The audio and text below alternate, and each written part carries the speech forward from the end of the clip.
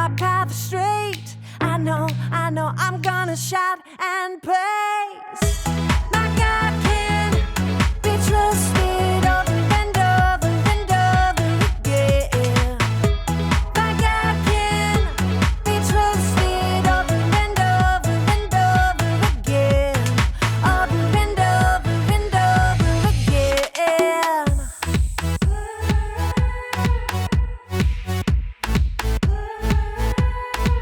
When I am up, when I am down, when life turns me around, should I go left? Should I go right? Should I be walking in circles in my mind? But I know God will make my path straight. I know I'm gonna shout and praise. My God can be trusted over and over and over again. My God can be trusted over and over and over again. Over and over and over again. I'm confident. My God can. I'm confident. My God can. I know. God will make my path straight. I know. I'm gonna shout and praise. I know. God will make my path straight. I know. I'm gonna shout and praise. My God can be trusted over and over and over again. My God can be trusted over and over and over again. My God can be trusted over and over and over again. My God can be trusted over and over and over again. Yes, He can. Over and over and over again. I'm confident. My God can.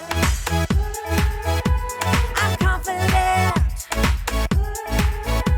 My God can. Over and over and over again. I can trust Him. Over and over and over again.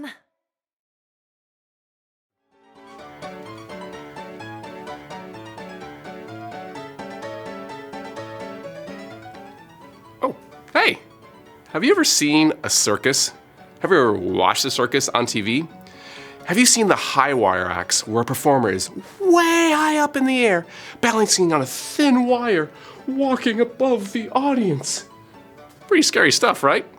Not only do these performers need courage, but they also need something else. They need trust. Trust that their equipment has been put together properly, and they gotta trust their training. Has anyone ever said to you, "Trust me, I know what I'm doing"? Did you? Probably depends on the person, right? When someone asks you to trust them, your brain automatically starts to think about whether this person is trustworthy, right? In this series, we're taking a deep look into trust. So what is trust? Trust is putting your confidence in someone you can depend on. Let me say that again. Trust is putting your confidence in someone you can depend on. So who do you trust? Mom, dad, grandma, grandpa, aunt, uncle, best friend? What about God? This series is all about trusting God. You can trust God because God loves you a whole bunch. Our verse to remember for this series is found in Proverbs 3:5. It says, "Trust in the Lord with all your heart. Do not depend on your own understanding." All right, why don't you say that with me? And if you want, you can do the motions. Here we go. Proverbs 3:5. Trust in the Lord with all your heart. Do not depend on your own understanding. The more we learn and know about God and God's love for us, the more we trust God. During this series, we're going to learn from Bible stories of Abram, Isaac, and Jacob, who had to learn about trusting God in all types of different circumstances. As we remember Proverbs 3:5, and as we learn stories of Bible characters who trusted God, and as we remember God's love for us, we'll discover that our trust in God will grow. I'll see you next time.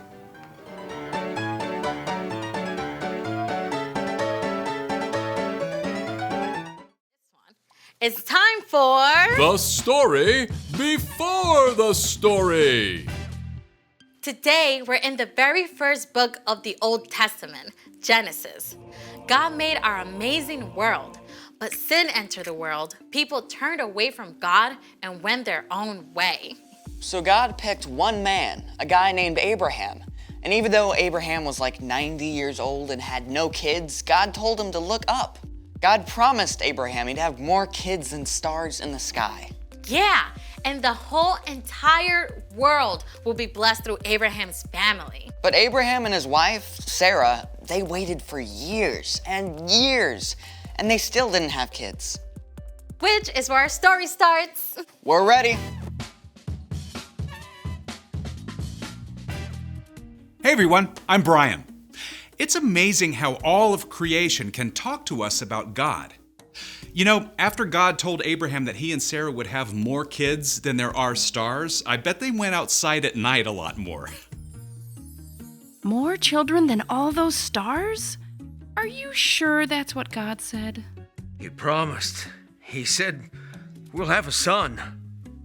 God's promise was clear, but Abraham and Sarah spent years staring up at those stars, waiting and wondering. They were both old, like old enough to be great-grandparents. Could they really have a brand new baby at their age? But at last, one day when Abraham was 99 years old, God met with him again. It was the very hottest part of the day, and Abraham was sitting in the shade of his tent when he saw 3 strangers approaching. Abraham knew right away they were visitors from heaven. He went to greet them and bowed low to show them honor. My Lord, if you are pleased with me, don't pass me by. Let me get some water so you can wash your feet and rest under this tree. Let me get you some food to give you strength, and then you can go on your way. All right, do as you say. Now, making a fancy meal